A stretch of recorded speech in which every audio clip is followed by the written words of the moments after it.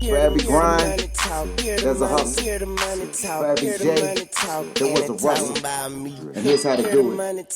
This is Finance T with Paris K. Hey, it is your girl, Paris K.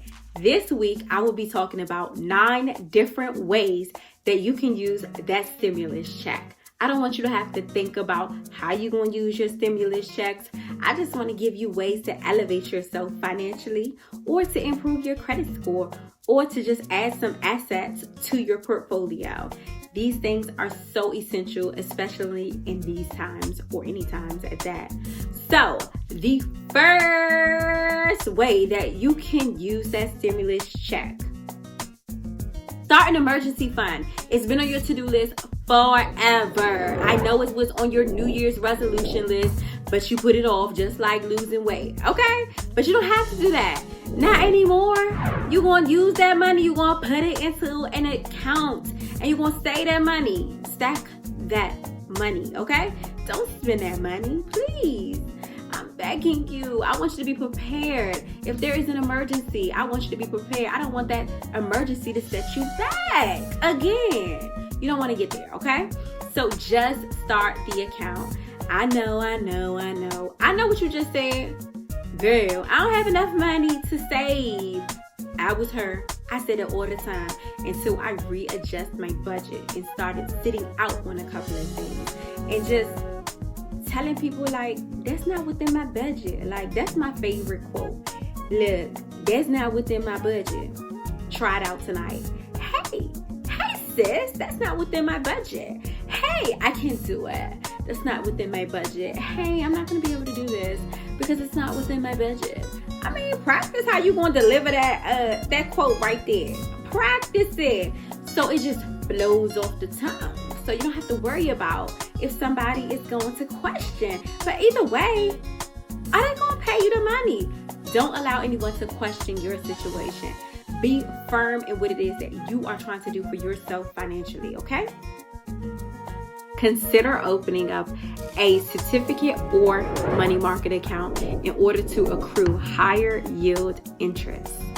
A certificate, in layman's terms, is basically a depository account that can have different terms, okay? That's just general. If you need a full breakdown, please let me know in my comments. I will definitely break down what a certificate is. A money market account acts just like a savings account, but you are able to write checks off of this particular account and also accrue higher interest. Like, the advantages of a checking and a savings, like, that's a double whammy. I need that. Pull your resources together with friends or family to buy assets, land, or parking spaces. And yes, you heard the last one correctly. I said parking spaces. Parking spaces are a thing. That could be a very lucrative business depending on the city that you reside in. So I feel like it's lucrative in Washington, D.C. because, like I said, parking spots be scarce out in Washington, D.C., especially when you go into the club and a restaurant. And when I'm ready to eat, I'm ready to eat. Okay, so now I'm at a 10 because I'm mad because I can't find a parking spot. So don't let me find that one parking spot, then there's somebody else behind me trying to get that parking spot. Like, sis, this not what you want. For real. But, and also land is that's a good purchase anyway. Just get you some assets. But make sure that when you do this with friends or family, that you guys write up everything. It is important. Write up everything, okay? It's so important to write up everything. It lets you know, like, what percentage, where you gonna be purchasing at. Like, it's important to have these things written down. Make sure that you do everything legally once you guys start obtaining assets and things like that. There are so many different ways to educate yourself on buying rental properties. Some off the top of my head that I can remember is at The Key Resource. She does a phenomenal job at breaking down purchasing rental properties in different ways that you can tackle purchasing rental properties. So definitely look her page up, and I can put her information down on the bottom. A good person, she just actually did a webinar recently, and this is, I think it was on like March 30th, 2020, she recently did a webinar on how to purchase land. And her handle on Instagram is @AlexisRenee. And like I said, I'll put all of their information on the bottom in the description. Build your credit by paying off your debt. There are 2 ways that I normally suggest people to pay off debt. The first one being debt avalanche. And so when you pay off your debt using the debt avalanche process, what you're doing is taking any extra money that you have and applying it to the debt with the highest interest rate, okay? Then once you pay off the debt with the highest interest rate, you move on to the next debt with the higher interest rate, okay? But you're paying the minimum on the remaining debts that you have at that time. And then you keep moving on and keep moving on until you have successfully paid off all your debt. That is the actual strategy that I use to become debt free. The second one is to go with a debt snowball. When you do debt snowball, basically what you are doing is paying off the debt with the lowest balance first. Okay, so any extra money that you have, you are applying that to the debt with the lowest balance. And then after you've paid off that loan, you take the money, the extra money or whatever money you were applying to that loan and apply it to the next lowest debt. And then continue on and continue on and continue on. I mean, it's just like a snowball. You start with a little snowball and then you build up until you get like a bigger snowball. So the same thing applies when paying off your debt. So let me know if those particular strategies work for you, or if you know of any other strategies to pay off debt. I am completely open to that, and I would love for you to share. Build your credit by getting a secured credit card. So basically what you would do is you would deposit the funds into your account. The funds that you have deposited into your account will now become your credit limit, okay? The bank will then place those funds on hold in order to provide you with a secured credit card. Now you use this credit card whenever you go out, okay? But use your credit card responsibly. I cannot stress this enough. Use the credit card responsibly. Use it for things that you know you can pay back immediately. If it's something that you really, really need, I suggest using your credit card and then paying that credit card off each and every month, okay? Do not buy anything that you cannot afford to pay back immediately on your secure credit card. The purpose of the secure credit card is to build your credit, okay? And normally they want to see good activity on your card for at least 6 months to a year. So if you have no credit, this will be an amazing way to build your credit. Getting a secured loan. A secured loan is similar to a secured credit card. You deposit the funds into the account. The financial institution places those funds on hold, and now becomes your loan limit. But if you want to get a 2-for-1, what you can do is you can do a secured loan. Use the check that you get back from that secured loan, deposit it back into your account, then apply for a secured credit card. Then you are basically going to have 2 trade lines on your actual credit because you have a secured credit card and now you have a secured loan. 2-for-1. And normally lenders like to see you have those things on your credit for at least 6 months with good history, okay? That means paying the debt all in a timely manner. So if your due date is the 15th, do not pay on the 16th, okay?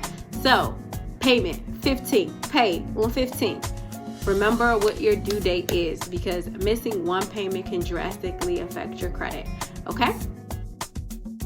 Invest in the stock market. I know you're saying, I'm not investing in the stock market right now. The stock market is crap as of right now, especially from what the reports are telling you. And I mean, to be honest, they are. But scared money don't make no money. That's what I'm gonna tell you here right now. Okay, you just have to educate yourself on the stock market. Understand what you're investing in. Understand that it is a marathon and not a sprint when you're investing. So definitely educate yourself on the stock market. And if you don't know anything about stocks, consider following these 2 Instagram pages. And I promise you, once you follow these pages, you will be the most educated person as it relates to stocks. You may not know everything, but I promise you they will get you into a place where you feel most comfortable and you understand what stocks are and how to purchase stocks and things of that nature. So consider following at wall_street_trapper. And if I said it wrong, I promise you I'll drop it below in my description. And then the second page that you should follow is at Girls on the Money. Both of them simplify understanding what stock market is. I started off as a novice in stock market, and I feel like now I'm like a beast. I ain't no expert, but I know exactly what it is. I know what I want to invest in. I've gone from just trying to learn what investing is to actually having a focus as it relates to investing. Like now I want to do dividend investing. Like if the stock don't give me any dividend, I don't want it. You know, everyone has their own strategy. So definitely find out what your type of strategy is and just educate yourself, because once you have the education, the sky's the limit. Start a business. I know you've been talking about you want to start a business forever and just never did it because it's too much work. Every time you look it up, you just become overwhelmed. But we have nothing but time. We're in the house. So apply it to starting that business. Research. Do everything that you need to do so you can become an expert in that subject matter. So many businesses you can start with so little money. And the money that you're getting is the best startup money. People want to see that you are invested in what you want to start your business in. So it's no time better than now to start that business. And if you need somebody to hold you accountable, I can hold you accountable. Just let me know. Just send me a DM. Just send me a message. I promise you, I will be on your tail. And if you don't want somebody to be on your tail, promise, don't tell me what your dream is. And don't be expecting me not to come through them DMs or email like, sis, brother, have you gotten yourself together? Did you start that business? When you start? I want to be shouting you out. Like I'm preparing myself for the moment that I say congratulations on your new business endeavors. No business will be successful at the beginning. So understand that when you sign up for this business, please make sure that you are passionate in what you are doing. Because if you are not passionate in what you're doing, then basically you'll just start and you won't finish. Don't waste money, okay? Don't waste money. Just educate yourself and find something that you feel most comfortable with. I promise you, there's endless businesses out there to do. Some businesses that I know that cost little to no money to start. The vending machine business is very lucrative, but make sure you pick a good location. Boutique clothing businesses are a thing right now. And I feel like people are saying it's very saturated in the boutique clothing business. Every business is saturated. Find a way to separate yourself from the others. Invest in real estate with as little as $500. Yeah, I said it. With as little as $500. So basically what you're doing is you're putting your money into the pot with everybody else that is investing in real estate. So you can start with as little as $500. Your money is invested into commercial real estate.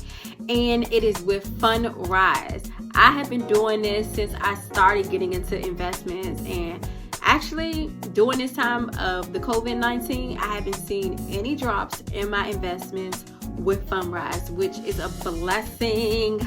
And I am so thankful for being able to invest in real estate. So I was actually invested in real estate way before I purchased my house.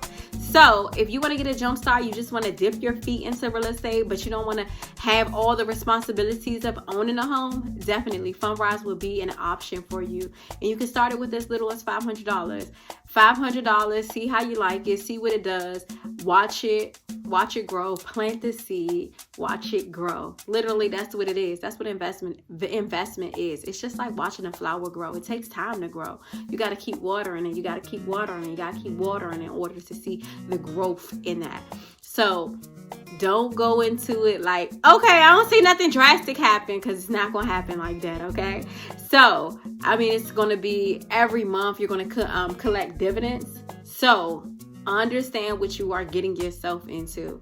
This is a marathon. I repeat, when you are investing, it is a marathon, not a sprint, okay?